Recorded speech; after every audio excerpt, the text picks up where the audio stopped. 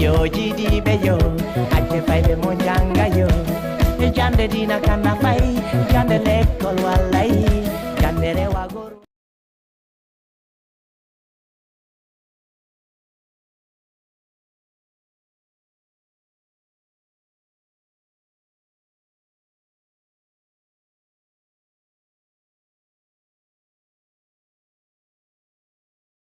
yenay ɓay ɗo gandi sumaya haysi ko ñalorma teɗɗandu ardi woday tu wiɓe yalindu donc aray woɓɓe ko jeenayyi woɓɓe ko sappo donc aray ko noon wawata wonirde aray fo e muɗum yo Allah o jaɓan en ko wonɗen e horude kon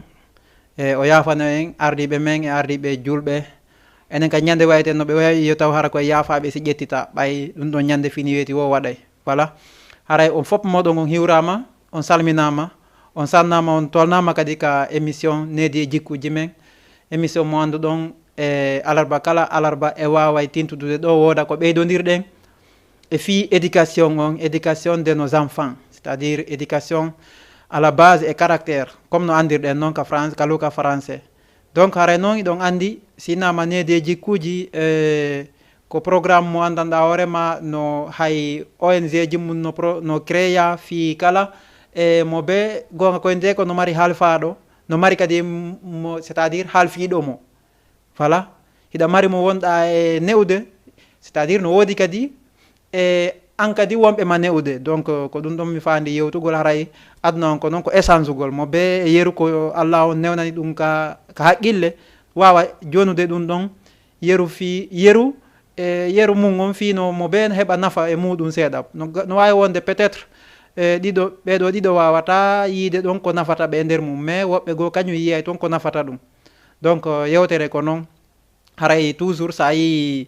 e no ɗuuɗa ka aduna ɗo donc komo c'est à dire ko wata heɓu tun hunde wotere sina ɗum haray no moƴƴa ɓay si fof foti hay keɓal haray e aduna o welani si tawi kadi fo woni ba fo woni wasuduɓe haray ɗum kadi aduna o welani donc o yi no woodi marɓe no woodi ɓe ala donc ko ɗum welni aduna o haray kono noon kadi ka yewtereji yewtere wotere tu wela fokke ɗuuɗa hara yewteɓe ɓe no ɗuuɗi mo be jonna version mum mo be jonna yeru ko Allah on okki ɗum kon e sengo e conseil par rapport au développement social donc haray nandirɗon noon hande kadi en tintidi ko hande heɓeten alarbaji ɗiɗi e nder o suumaye donc e yewtino alarba feƴƴuɗo comportement ji ɗi neɗɗo doit e jogade ka suumayeɗo donc ko honɗum kadi o doit haɗitade ka suumayeɗo en tant que jikku ɓa haray gonga koyente kon change jikku ala ara wonde ɗum fayda ɗuuɗa no wawi noon modifiade seeɗa kono noon pour que ya ittu ɗum ɗon e ma donc ɗum ɗon wawata wonde haray hande noon surtout hande ko fii e jikku labaɗo tu wonde yewtude hande par ce que ka suumayeɗo yiɗa yewtude fi ko boni par ce que ko boni ala ka nder lewru suumayeɗo donc haray hande ko jikku labaɗo rek wonɗo yewtude ko ɗum yiyaton même moi regarde en me regardant aujourd'hui j'ai changé mon mode de comportement pourquoi parce que donc gonkoyente ko haysi ɓerde nde moƴƴa ma haysi jikku amen on ga no ɗumanni il faut que jama o yiya ɓawon awa moyen woday ko ɓe apprécie par rapport e comportement on donc haray ko wana noon e gonkoyente kon pay kum bew kum no bewi tum donc ko ne'ata ko noon si ari kadi ɗum noon kadi e fewdo ɗon on haray fof no andi hay simo bewi kono fewdo on heeɓi ko wawimo quoi donc haray hiɗe yeeli bewnoɓe mbay haray fewdo Allah on no ɗigginiɓe fewdo o sayi ɗo hiɗe yeeli wata ɓe artu e ndeya bewre nde ɓe jokkuno donc kono wata wonirde pay koye gore o yankoye may miñiraɓe am ɓen ɓe andi goy na fade si ɓe anda donc haray no andirɗen noon ka éducation meɗen e si mawɓe meɗen makanino en wondema wano lewru suumaye ni fandike avant hay ndu darade hara eɓɓoreji buy no ƴetta eɗon andi eɓɓoreji ɗin no ƴettete taw par rapport e yewtereji ɗin no eɓɓoreji ƴette par rapport e ñameteji ɗin yewtere on no eɓɓoreji ɗin ƴette par rapport e wondigal ngal donc ka jama e ka suudu fop on faami donc haray noon ko moƴƴereji wonɗe e nder ɗin ɗon piiji tati wonde yewtude ɗo hande yeru ko famuɗen kon donc ka suudu taw e si suumaye fandike haray no mi wiiri on noon piiji buy no eɓɓa sengo ka ñameteji sengo ka ɓornandeji e sengo ka yewtereji est ce que on faami ɗum noon kaka nder famille hara wonde yewdeta avant que yaltude en dehors de la famille du coup parce que haray eɗen andi société sinnama société haray on tuma mo ɓeno hittinde e sengo muɗum ɓama ɓayɗon andi ko lewru bonus ni ko lewru bonus ko lewru c'est à dire lewru barkinandu donc haray ɗon andi ɓe jonna en e nder muɗum ko tawata hara hay e goto e meɗen ɓe jonta ɗum c'est à dire ko wawata conseil wawowo e perturbude ma yani bonnanama korka ma kan si suma e fandi ko ɓe jontama ko conseil wawowo moƴƴinde korka ma kan en tant que jeune mi woni haalirde on andi mawɗo kan gonga koyente kon mawɗo no andi kañum yangodi aduna o donc an noon no wondi no gasa ko wonɗa feggade e nder lewru suuma e donc ɓe wurtana en ɗum ko ɗum wonata wano ɗum donc iɗen andi en seedata e zougol wano ko inneta kon carte yarugol jaramji gono toon voilà miyel ɓeya on juuri ɓeya ndin donc ɗum ɗon fof ɓe wajoto en ɓe yeeto en tallal lakke mum joni noon ko honɗum wawete ittede ka nder famille hara ko yewta ko moƴƴi kon fi tun si tawi woni an kadi a yalti ka famille ma ɗon ka ɓeygure ma ko ya yahu sa yi nokku gono bona hara wana ko jonaɗa kon ka nder famille ma an kadi inna donc minen dey ka famille amen koni ɓe yewtiri men donc ko ɗum woni ɗum si tawi woni hiɗa ɓurtuno moƴƴude koya si tawi ka woni hiɗa moƴƴuno koya ɓurto moƴƴade e yimɓe ɓen on andi fewdo ɗo gonga koye nde kon haysi gaño no woodi hay ɓe yaltintina hoore fewdo o saayi ɗo donc no mettani ɓe fi yaltintingol hoore ko ɗum waɗi ɗum par ce que no woodi ko wawi ɓe fewndo ɗo donc e nder ɗum ɗon an a senidirta fewdo ɗo hay so tawi woni a haalanama n'importe quoi mais fewndo ɗo a jogitota ko ɗum te kuyo eɗa woɗɗitita ko ente ñowgol bani adama kon on faami eɗa woɗɗiti yewtugol inde goɗɗo donc joɗarogol inde goɗɗo non iɗa woɗɗiti ɗum ɗon fewdo o saayi ɗo donc iɗa woɗɗiti ñamogol ko boni fewdo o saayi ɗo donc ko honɗum fanɗa wadde ko so tawi woni allah no heɓor okkorma ko wawata sendude jamma o ko ya ɓeydu ittugol sadakaji ko ya ɓeydu rewgol allah no haniri noon si tawi woni a anda kadi yiɓe yananma ko ya lando par ce que andi wata wi hiɗa andi hara anda ko ɗum woni faminkinagol ko kacco hara lamma quoi du coup haray ɗum ɗon on kadi moƴƴanama andi neɗɗo noon mawnintiniɗo su fayda ko ɓuuri e ɗudde kon a yata himo landi neɗɗo si mawnintinike rek fayda c'est à dire haray kanko hara himo andi fof so mawnintinike tun haray kanko ko woni wo mo andi donc ko ɗum ɗon noon on tigui dowa haɗitade andi neɗɗo aɗa dowa wadde hoorema hakkundejo quoi wata joltini hoorema bien sûr a dowa kadi ɗa joltina hoorema mais a dowa kadi ɗa mawnina hoorema ɓuura heɗitiɓe waɗu hoorema o niveau hara ka niveau net c'est à dire an kadi waɗa ko haqqille ma no woodi ɓe ɓurɗa no woodi ɓurɓe ma c'est à dire no woodi kadi ɓe fotata kono waɗa simi yewde ɗum noon an si tawi woni ko a gando si tawi woni hiɗa janggi hiɗa fahami wallahi ta ƴettitir ka haqqille ma wondema ala joguiɗo fotara gandal ma ngal kono waɗa simi yini ɗum noon a yeggitino haray no woodi no jannuɓe ma par ce que sa faminkinike hiɗa ɓuuri fof marde gandal andu to jannuɓe ma ɓe gawa no ɓurma par ce que hari fuu sa anda ce que on faami voilà c'est l'étude de la société ko ɗum woni e yewtude ɗo ko nediji ɗi jikkuji ɗi si a heeɓi gandal anduto ko goɗɗo jonnuma ngal gandal ɗon est ce que ɗa wawi mawnintinade ɗon e hoore goɗɗo impossible ça ne peut pas être hay sa wi ɗo min haysi ko wonum tigui de donc min en tant que personnalité min ko ɗo mi rewri ko ɗo mi rewti ko ɗo mi rewri soit a jonnama solution ka rewɗa ɗon fof ko woɓɓe holluma ɗi laawi ko woɓɓe jannuma kadi voilà andi ɓen ɗon no ɓurma déjà donc ɗon taw un point hikkita ɗon honnu ta yeggutu koye famille iwɗa anki a ala mais no woodi adduɓe ma aduna est ce que ɗa woodi est ce que ɗa wawi ɓurde ɓen ɗon est ce que ɗa ɓura ɓen ɗon ko ɗum waɗi ha siminnuma ko anduɗa o ma ko jannguɗa o ko jannguɗa ma ko c'est à dire ko mawnuɗa o ko mawnuɗa anduto wooduɓe no woodi adduɓe ma taw aduna ɓen ɗon taw woni priorité ɓen ɗon taw woodi ko waɗi ɓen ɗon taw woodi ko waɗanma gila ka bobo yagal ma ha hewtuɗa ka hewtuɗa ɗon donc andi a eɓɓodirta ɓen ɗon fof karamo ko ma on eɓɓodirta ko ɓen jannuma donc hiɗa duwa moƴƴade e ɓen ɗon wona noon ka suumaye tum mais itti sike ka suumaye andi no sinnama karamo ko ma woɓɓe ƴetta ko janɗuma on tun non karamo ko ɓe no heewi c'est à dire ko famugol ngol woni probléme en on en tant que génération andi sa yi gorejo karamo ko ma miñirawo karamo ko ma mincu miñirawo karamo ko ma ƴettitirmo wasi ko karamo ko ma komi wi on kun toujours goɗɗo pay kun c'est à dire hay sa woni o yiɗereni hay moko baɓɓe hannde ɓe teddinde tawata hara ko miñiraɓe maɓɓe ko ɗum waɗi ɗum noon ko gandal par ce que ɓe andi no gasa kumpay kun ɗon no hecciɓe e gandal wona fi ɓe heccimo e duuɓi no gasa hara himo hecciɓe e gandal himo hecciɓe e jogal himo hecciɓe e sabu moƴƴo ɗum fof no toon tawata hara ko miñirawo maɓɓe mais ɓe teddinamo pourquoi pas noon en tant que jeune a teddinta mawɗo ma a teddinta gorejo ma par ce que sa teddini gorejo ma toujours ko a yaltoyta prix carton faami hara moƴƴereji ɗin ka sumaye ɗon no multiplia ka famille ɓeygure ma nden a gaynantaɓe fof on faami mais donc ko ano ko Allah luɓorma kon ko ɗo wonɗa ƴettude waɗanaɓe sa waɗaniɓe c'est à dire ko hoorema wonɗa waɗalngol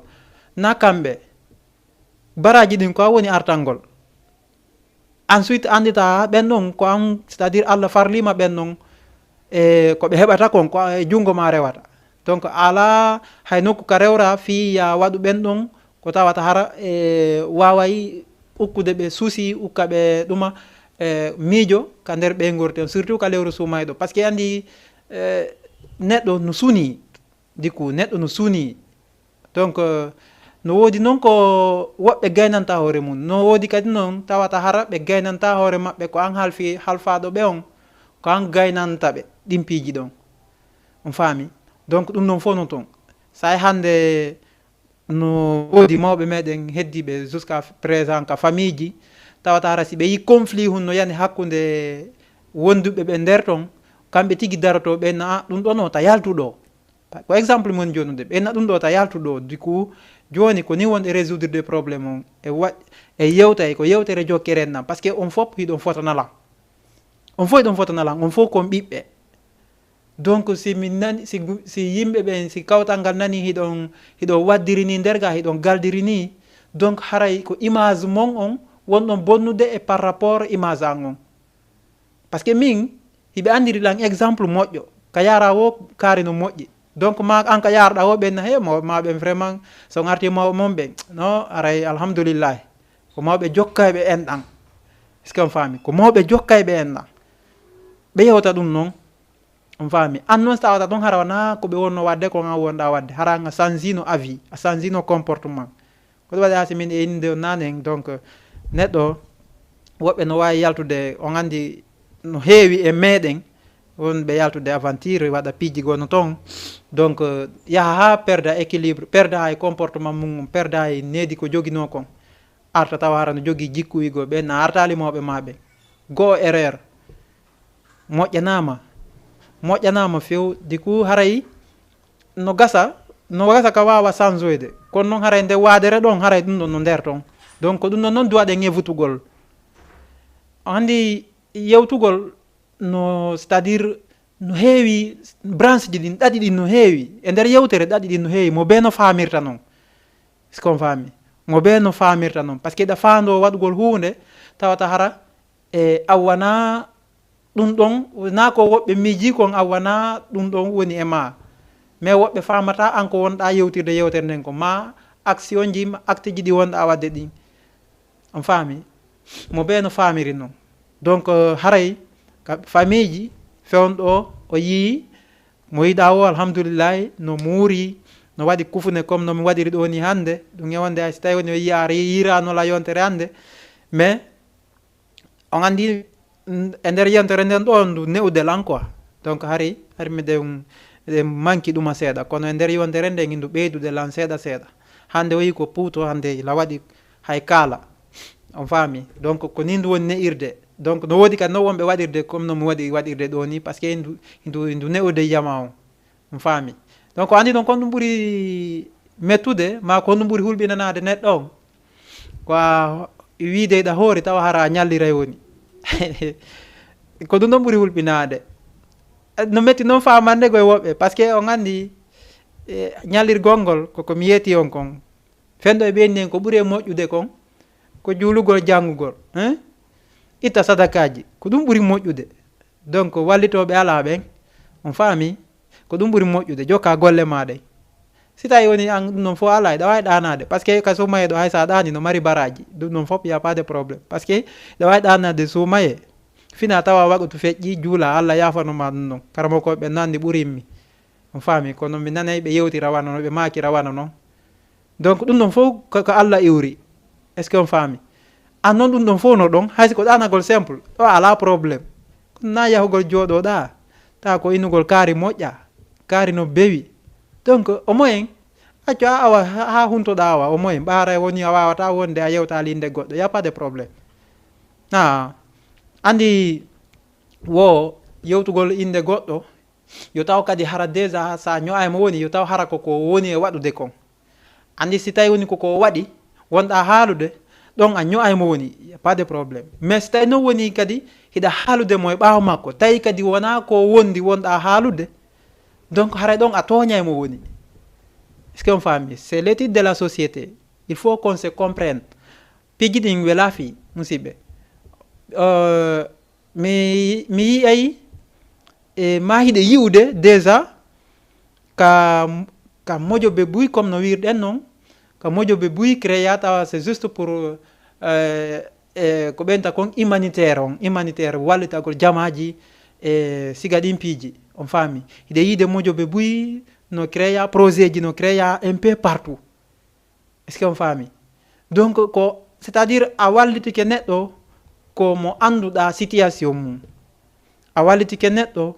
ko sa wawi heɓude seedeɓe wonde mawo neɗɗo ɗo vraiment himo hande e projet yo yahu ka maɓɓe o yahi hoɗundeji hewɗi no waɗa demande ji heɓa e ko ɓe landi kon ɓe heɓa ɗum e nder projet ji ɗin on andi kono waɗi ɗum gogo ko moƴƴuki mon kin hakkudeji mon taw par ce que mojoɓere immota ko tun innano waɗande on ni fi a naɓi kaydi ma fi ɗo mari haalisi non il faut que yo taw haray ɗo jokki en ɗan taw hakkudeji mon nder toon ka hoɗunde ɗum waɗi ha simiɗe yewtude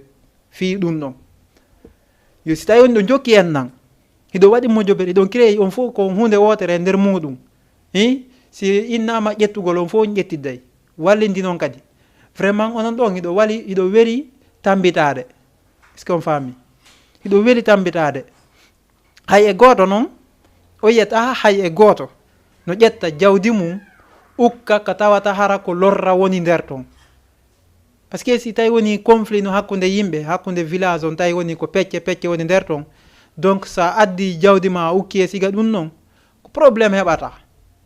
par ce que yo Allah dandu tawata ko adduɗa ko yonata ka hoɗunde si tawi noon innama joni yonaali ka hoɗunde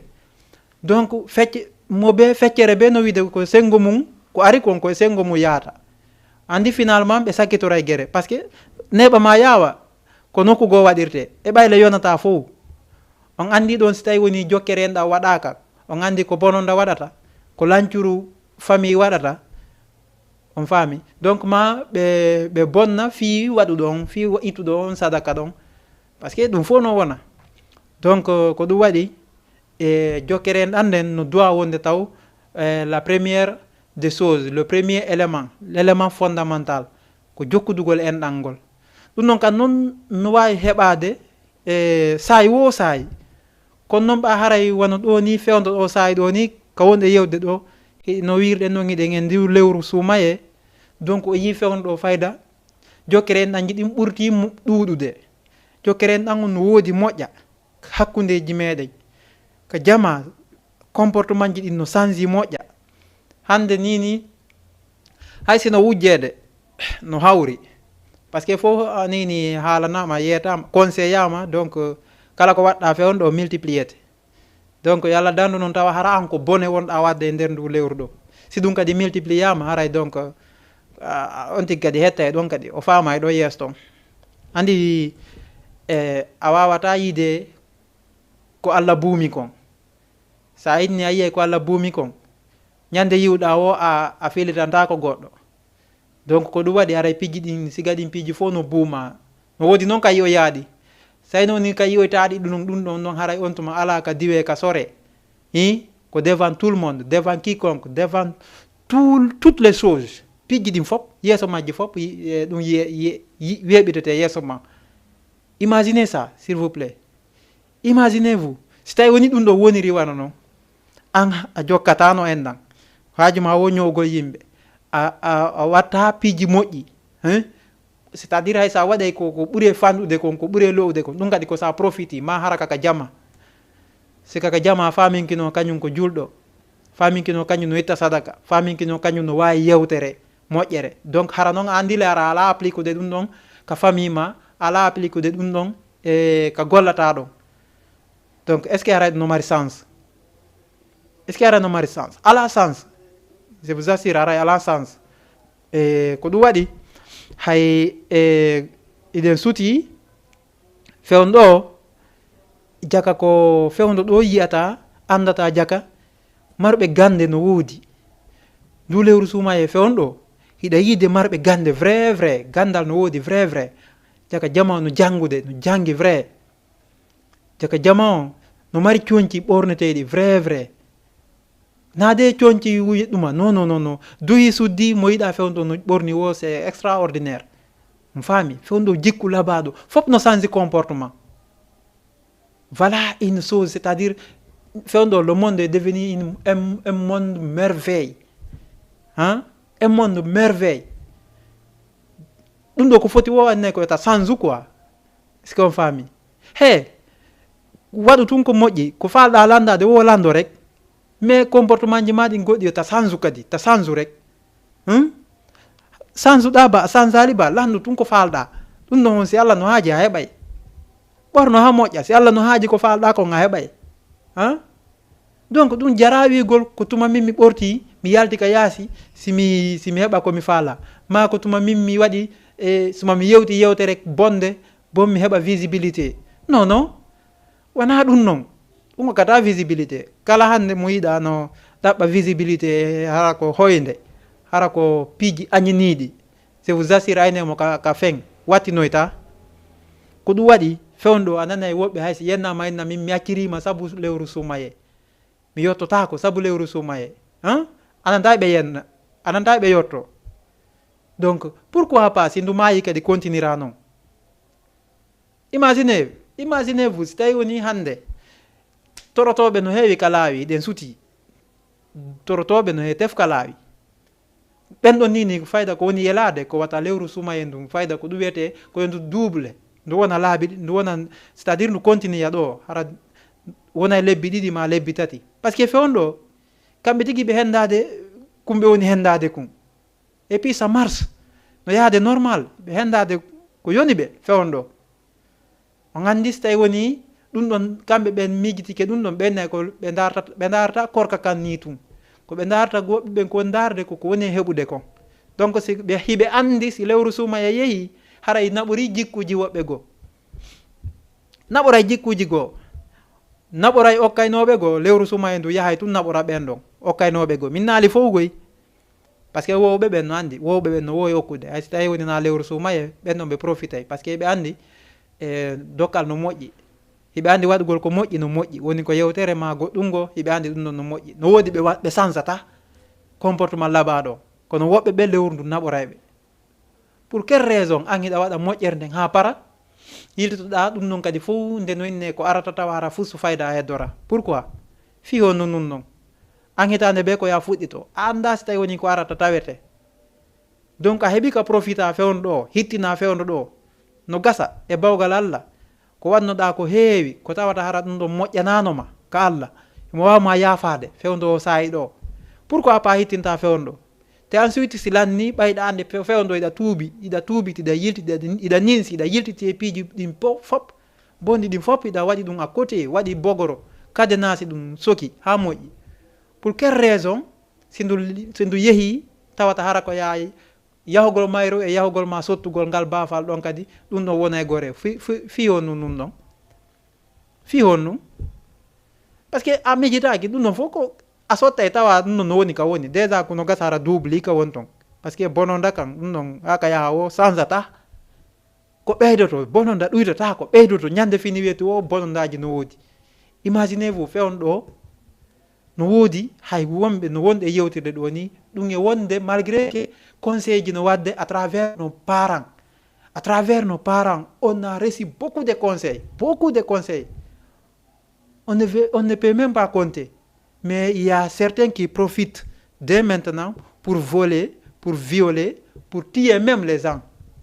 imaginez-vous skenno no moƴƴi woɓɓe no fewno no profite de on a reçu beaucoup des informations concernant la tuerie concernant les viols concernant les vols aussi pourtant wo num ɓen ko julɓe quoi donc ɓe wiiti ko ɓe julɓe quoi hein donc haray siɗen hendade conseil warten jaɓu yirtitade c'est à dire sa hutorali conseil ko mawɓen jonnuma kon donc haray jarano a bonnaniɓe énergie maɓɓe on te kadi no mari hakke je vous assure no mari hakke goy faami kamɓe ɓe fandi ya moƴƴu donc ayi mawɗo no fottiɗa e goɗɗo mo ɓe meeɗa andude suka mo ɓe meeɗa andude an sukan hiwroɗaɓe ɓe waajoma ɗon quelle chance hein c'est que en ala darande hoore men a fotti e mawɗo simple on hiwrodiri ni tun ɓe wawma jogade jungo gon ɗon ɓe jonnama ɗo waajuji hara e yoɓaɓe 1 franc no woodi woɓɓe ɓe wonɗa yoɓude no woodi woɓɓe yoɓeteɓe siɓe jonnama conseil no woodi woɓɓe yoɓeteɓe siɓe jannama mais il y a certains de nos parents hein il y a certains de nos parents ɓe acceptata ɗum dès que vous vous rencontrez ils vont te donner les conseils ils vont te donner quelque chose que tu vas apporter toi-même quelle chance on ɗum non hein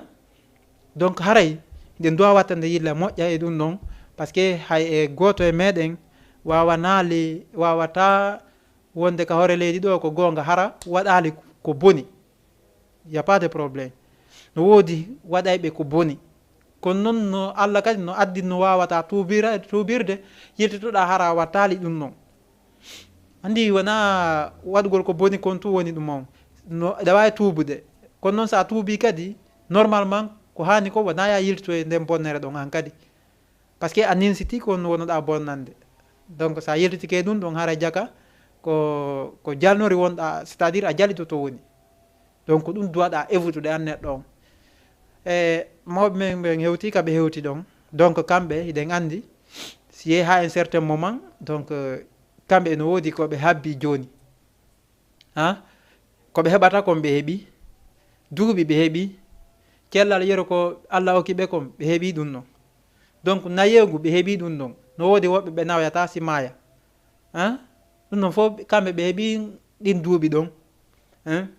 iɓe wawi yewtude haka rewete Allah ɗo ɗum ɗon fof ɓe heeɓi donc kono ɗum ɓe sabbi hande ni ko ɓe woni etade ko yeru wo ko ɓe wawi ɓe ɓurta rewde Allah par ce que jaka ɓe andi gurdal c'est à dire mbawdi luttata sa imagine ɓe mawɓe wonɓe mawɓe fof hari kamɓe kadi ɓe woni no sukaɓe hari ɓe wawi mais hande ɗum ɗon fof e yii ko exemple molnaɗo woni ɗon ɓe sifantonoy fewno sukankako maɓɓe e ko honno ɓe fandorino e alhaaliji ɗin donc en andi le jaka luttata sino luttayno harayno jusqu'à présent ɓe fiɗetanta ko en yeyiyayno tun hiɓe waɗa kono ayi jaka ɓay luttata joni woni koko fillete an kadi andutu en tant que jeune un jour viendra que tu vas rester à leur place kaka place maɓɓe wonoyta est ce que on faami donc so tawi no woni a woni ka place maɓɓe tawi woni ko andirano ɗen ko ƴawra jolda ɗaɓɓutugol ko wallina hein yargol kondian tun ha no woodi woɓɓe on kadi c'est que on kadi woodi ko muusuma yelano hoorema an kadi woni ngol mawɗo hara ko mawɗo fewjowo mi faami en tant que musulman fewnɗo fof no hittini fof no profitude vraiment alhamdoulillahi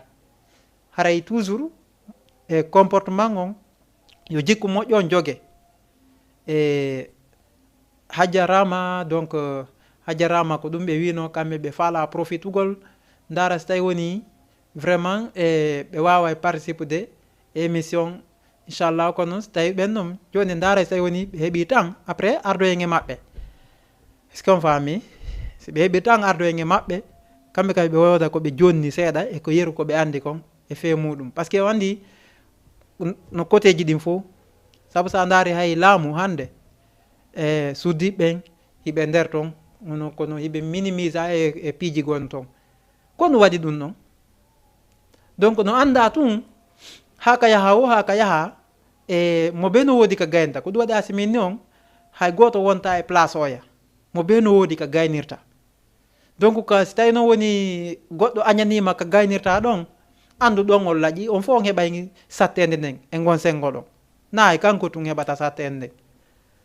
par ce que no woodi ka gaynirta añanimo ɗon donc ko kanko tulle gaynata gon sengo ɗon ma ɗimmojo makko gaynirta gon sengo ɗon ayni an ñett ɗum no wawata wonde e perdi on kon fof heɓata on perdi ɗon kon fof heɓata ɗen ninse ɗon donc ko ɗum ɗo noon c'est à dire ko ɗum ɗo noon duwaɗen évolude saabu sa imaginez vous mi ƴetta exemple très frappant sa yeehi ka portoɓe ma no ɓe woni ardude kamen ni parce que nous tous peut-être on a rencontré beaucoup de blancs beaucoup des occidentaux qui sont venus chez nous juste pour implanter leur projet darna ga projet ji maɓɓe société ji maɓɓe peut-être il faut en woɓɓe men suivi ko ente kon technique de montage de projet no woodi waɗɓe gestion des ressources humaines ɗum noon fof iɗon anndi koko yowiti e sociologie la société étude de la société par ce que so tawi woni projet montama ko homɓe yahata golla nder toon c'est la société c'est la population les personnes qui sont quand même qui sont optées ko ɓen ɗon ƴettete naɓe toon fiyoɓe gollu ɓenɗon noon so tawi woni ɓe gollay ko honto sikko toon ɓe rewi c'est à travers la formation ko à travers formation on ɓe janggan ɗum ɗon si ɓe yeeyi ko ɗum waɗi haray ko yi wano ɓen occidentoɓe ɗon kamɓe ɓe toñata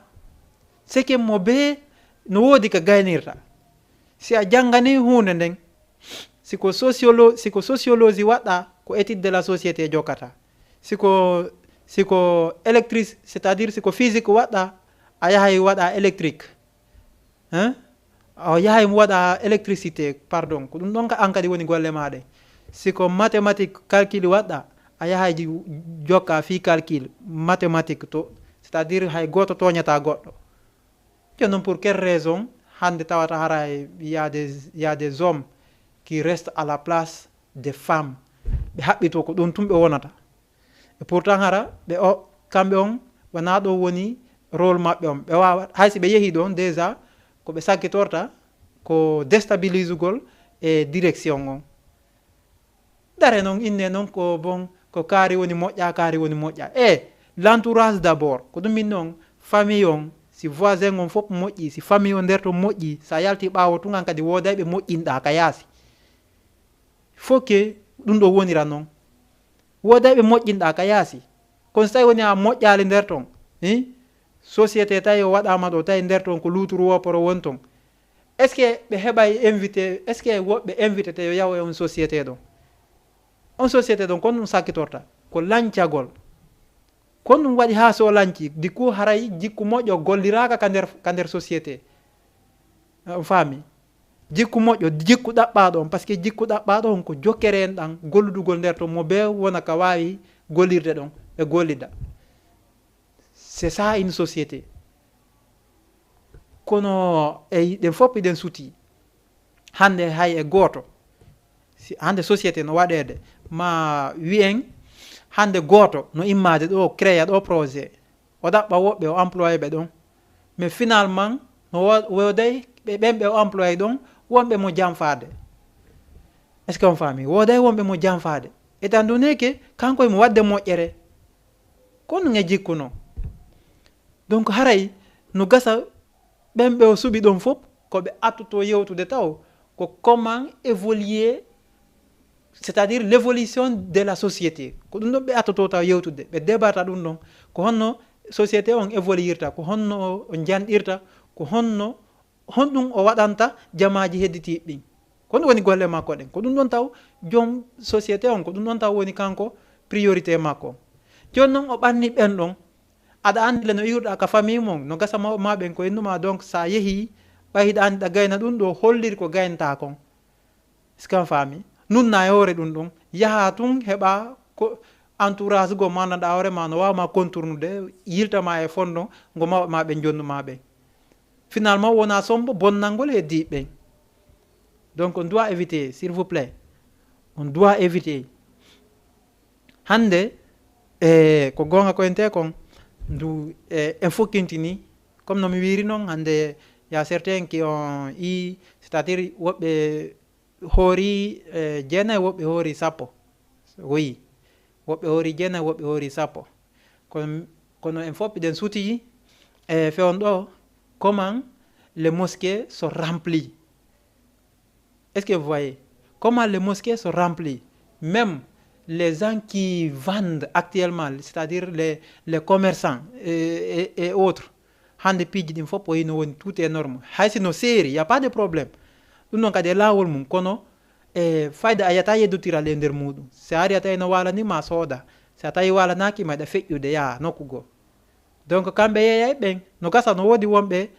wadde toon falsification du coup ɓe profita fewn ɗo y a pas de probléme andi toon tun on profiti fewn ɗo yo taw hara kono haniri no wonɗon profitirde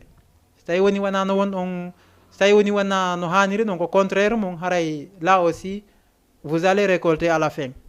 parce que allah ngo ŋasa ko ɗano donc allah no joni on pouvoir on fiyo jama on ƴettu jaw koye mum koye yaha sooda pijji e junngo mon donc no wodi no waɗa ɓe stockage ko ɓenta kon stock mara ɗum ɗon ha inna donc lewru sumaya ari c'est là-bas que c'est ici que nous allons profiter dès maintenant parce que le mois de Ramadan c'est ici ala ko yeyete hande imaginez même dans les boulangeries les gens qui vendent les fruits là les fruits c'est-à-dire ɗimpiji fop hande o yi fayda ko rangugol kono waɗi ɗum ɗon parce que c'est le moment ko fewn ɗo ɗimpiji ɗon wona e utilisirede joni noon an fewno ko wona utilisirede ɗo an kadi ko fewn ɗo profitata fiya heɓe moƴƴe si tawi woni a yii tun andile hi avant que ndu arde ɗa yeeyayno hunde nden ko c'est à dire ko wowɗa yeyde kon si ndu ari hay so tawi woni a ɗoyrata wata ɓeydu kadi accu ɗon sa ɗoyrata ta ɓeydu y a pas de problème sa ɓeydi tun haɗata kamɓe ɓe soodagoy y a pas de problème mais konko ɓe woni konko wonɗa ƴettude ɗon sikka a gagni anday ko perdi wonanma par ce que ɗum fof a jonintoye et puis comme no mi wiri on noon actuellement tout est doublé piji ɗin fof fewɗo no doubla na mi yewtigoy voilà no gasa on heddoto e vendredi jeɗe ma au fur et à mesure on heddoto on famay no gasa ɓe adday piiji ɗin e nder muɗum yewtereji ɗin e nder muɗum ko yowiti e mum kon par ce que piiji ɗi no doubla donc sa ɗuytata wata ɓeydu accu ka wownoɗa ɗon ko moƴƴere wonantama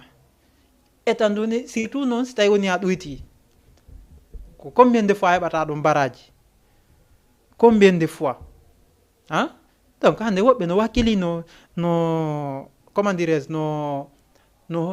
huntinde woɓɓe hande nini ya des jeunes volontaires hara ɓe dari fewn ɗo ɓe huntinde woɓɓe hayɗen andi ley ko combien de fois ma hiɗen sifana ko combien de fois mo huntini horuɗo ko combien de fois o heɓata baraji ou bien donc haray ɗum noon fof koye watta yila mo ɓe no profite de mo ɓe noon no andi no profitirta est ce que on faami wona jooɗagol ɗo inna kañum gayni haaju patati patata non hoye sa gayni haaju a imagine taw ko wonɗa wadde kon est ce que ko wonɗa wadde kon ɗum no yowiti e innaɓe gayni haaju ɓen est ce que ɗum no tawa e ko wiya kon gaynayɓe haaju ɓen par ce que si yurnitama tesama ha darama tawama an no wonɗa gaynirde haaju noon tawi ko laawi ɓoyliɗi rek no ɓoylori hay delbi puute ma delbi laare donc a wawata sendodirde heña si yoori toujours haray no ɓoyli donc ɗon kadi e laawol mum ko ɗum ɗo noon duwaɗa haɗitade yo taw hay si ɓoyligue ka ara nun ko angal wattede feere mais au fur et à mesure a heɓi conseil a heɓi ko wattuma feere il faut que waɗa semaine ma on comment dirais je verticalement hara no feewi yet hara no feewi on andi seke en nanayi ma eɗen nande ko ɓuuri ɗuɗde kono nande kono ko waajitorgol ngol woni probléme o waajitorgol ngol ko ɗum woni probléme o est ce que on faami donc haray ɗum ɗon fof koko duwa wattanede yilla e muɗum en fof e meɗen eɗen duwa hittinde fewno ɗo balɗe sappo arande ɗen feƴƴi balɗe sappo hikkude ɗo ɗen hakkundeje ɗen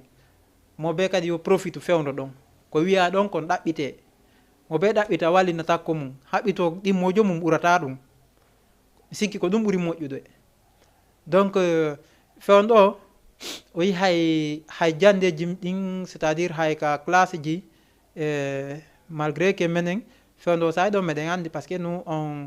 on est dans cette situation là hay ka classe ji le comportement change no changiri no labira hay so tawi woni hari hanki no haɗano waɗugol wano piijigon ton par ce que y a certaines écoles ɓe acceptata wano waɗugol voix ji no ton paami siga ɗin piiji toujours ko yayawo en tant que élève faami kono ha fewno ɗo fewno ndu lewru sumaye ɗo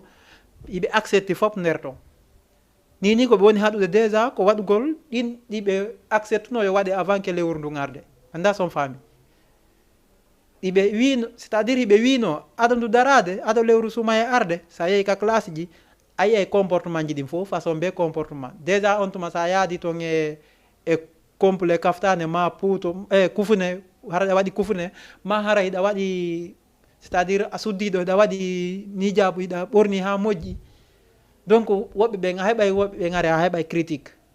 à travers les maîtres à travers les maîtres d'école mais finalement fewno ka woni yewde ɗo ka lewru sumaye ɗo ɗiɓe o acceptuno fof ɓaawo ɗin ɗon kadi fof ɓe waɗiɗi croix rouge fewno ɗo ce qui est apprécié c'est de prendre un bon comportement un bon chemin à travers le mois béni le mois de Ramadan. Est-ce que vous voyez? Donc haray déjà ɗum ɗon eɗen tori wano ɓay haray wona faade so tawi woni ɗum ɗon bonnanayi kamɓe jannayɓe ɓen donc haray accudugol comportement ji ɗin no yirɗen fokkitande ɗum ɗon par ce que woɓɓe ɓen change oya tun on comportement ɗon jikkon kadi change est ce que on faami ɓe change oya tun comportement haqqille ɗe yara nokku go kadi ɓe yeggitino suumaye ari ha yeehi donc haray duwa évitude ɗum ɗon fof wattana yilla e muɗum ɓay haray ko wonɗen ɗo ko fi do ɓayɗe nini ka wonɗe yewde ɗo no woodi wonɓe profite de ñalorma te ɗan suumaye ɗo ñaama en tant que musulman no woodi wonɓe ñaamude fewno ɗo non na visa ƴe est ce que ɗum ɗon dawali hay ndu timminali sappo ma sappo e joyi woɓɓe fuɗɗike ƴedde kunte mbur ɓen non c'est à dire ɓen non no woodi hara kaɓe tippi ha si tawi woni hiɓe ñaama ñarorma suumaye fewndo o saayi ɗo min mi yi ɗum non wonale woɓɓe goo en tant que wiitiɓe ko julɓe e joni noon yo taw hara do nganto no woodi ko haɗuma horugol ɓay no woodi woɓɓe ɗaɓɓitay ɓe ñawhoy si suumaye darike mandu fokkiti si innama janngo ko go suumaye gila nden ñande haɗay kamɓe ko alabtane ko kamɓe jokkodiri donc ko toujours hiɓe muuse ha ndu ndu yahay tum ɓeyna ɓe selli kadi donc suumayen fof kamɓe ɓe heɓata hay wotere ma si ɓe heɓay ko ɗiɗi ma tati ɓenna anayi hari mi fokkintini ta sikku hari mi ala e anniye hari miɗe anniyi kono mi taw yahaki joni yahaki a pas de probléme ɓayno ndu yeehi haɗa ɓeyni lega hay so ndu yeehi si tawi woni ɗa jogiti goɗɗe haɗata yoɓa joni ɓay a ndikki ndu yeehi a ndikki woni wakkilo yoɓa kono ko ɗon ɓe wakkilo to ñoƴƴude ɗon ceepo ɓe ñoƴƴa ɗon ñamedeji kadi ha suuma e aroya donc a yii ɗum fof donc ara ɓen noon ɓe duwa wattande yilla ko ɗum woni ɗaynitagol quoi au fait ko ɗum woni ɗaynitagol sa sella yo fof andu a sella donc so tawi woni kadi noon a ndikkoyi yo fof andu hi vraiment hari a sella ɓeyya ko rewɗa kon an kadi applique uɗa pratique uɗa yoɓuɗa ɓe naway c'est vrai oɗo hari o sella kono a sella sumaye fof hiɗa ñaama yaha kadi ha ndu maaya ndu yahay tun an inna donc joni a selli kila ka selluɗa ɗon kadi jokka ɗon kadi helloɗa ha a yeggitino ɗe ñawlino sumaye o ronka yoɓude ɗum ɗon donc aray an ko on existe uɗa ko wona ɗaɓɓede kon an a hittina fi mum pour quelle raison an hiɗa existe haysiɗa mari importance ka société y a pas de problème mais an kadi ɗaɓɓo importance hara on ɗon importance c'est toi même qui va c'est à dire ƴetta responsabilité ji ma ɗin fof hara ko an hentoto ko woni heɓade kon bonus on ara hennoto donc eɗen duwa wattande yilla moƴƴa koyna seeɗa ɓayɗen suuti même actuellement mbiɗa anndi woɓɓe noon gasa ko suumaye woni ko frappi ɓe depuis que suumaye ari ɓe wawali arde ɓe waɗa émission ɓen tigi ɓe faamigoy mbi suumaye dari ɓe wawali arde ɓe waɗa émission joni noon hiɗen heɗodiri si tawi woni ndu maayi e yiitidoyi ɗo yewtugol ɗo qissaji jani après nous allons on va vous répondre inchallah min jaaboyto gontuma kono fewn ɗo miɗen deƴƴita o par ce que min ɗo holli déjà ko ha honto e suusuɗon suumaye o haalnaɓe ɓennani voilà haalnaɓe ɓennani donc haray e dowa wattande yilla moƴƴa koyna seeɗa ɗon kadi siko yo juɓɓutu ndewode kono continuel tun continue tun est ce que ene daron y a pas de problème joni e yiitidoye ɗo inchallah e par rapport e on domaine ɗon kadi on haalnayi min ko honɗum haɗi e aron waɗon ko hanɗo wadde kon ga voilà ɓay damal ngal nuditi damal ngal nuditi avant que ɗum hari vraiment son hari ɗum haray machallah kono joni min ala yiide on ga donc mbi sumaye dari et puis kadi même hay jonugol information ko saabu honɗum haɗi aron ɗum kadi heɓotako haray mi famali de donc haray y a pas de problème inchallah nous allons clôturer cette émission pour aujourd'hui haray nous allons nous retrouver inchallah la semaine prochaine en ce qui concerne notre émission née de jikkuji men, c'est-à-dire éducation de base et caractère, l'émission qui vous parvient tous les mercredis